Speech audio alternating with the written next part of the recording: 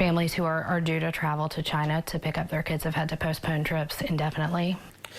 The coronavirus continues to be a top concern for people worldwide. At least 6 people in the U.S. have died from it. There are at least 88,000 cases of the virus worldwide, most of them in China. Tonight, we're learning more about the impact the coronavirus is having on families who plan to adopt children from the affected areas. CBS 17's Amy Cutler spoke with a local adoption agency. She's live on Main Street in Wake Forest. And Amy, there is a lot of uncertainty.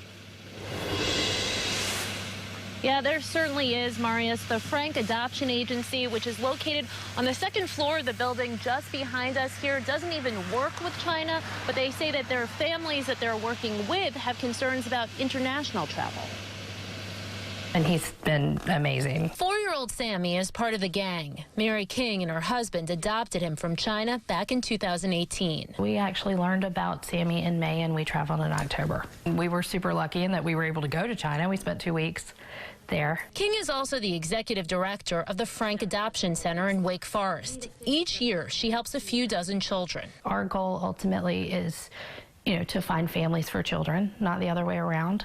So to be able to build that and see that happen. Her agency primarily works in Africa, specifically Sierra Leone. The coronavirus hasn't impacted her work there. Our concern is that obviously it could come there, and like we saw with Ebola in Sierra Leone, the biggest concern is that it could become a major issue. We've got families who are concerned about travel and international travel as a whole. King telling me she advises those concerned families to see their doctors and check the CDC website. For those planning to adopt children from China, it's become more challenging. Trips put on hold or canceled indefinitely. I know there's concerns with orphanages, and especially in some of the smaller cities, being unable to get supplies. I know a lot of agencies have collected masks and sent them when they're able. Now, King says that China has a consistent, organized adoption program, one she hopes continues once the outbreak is over.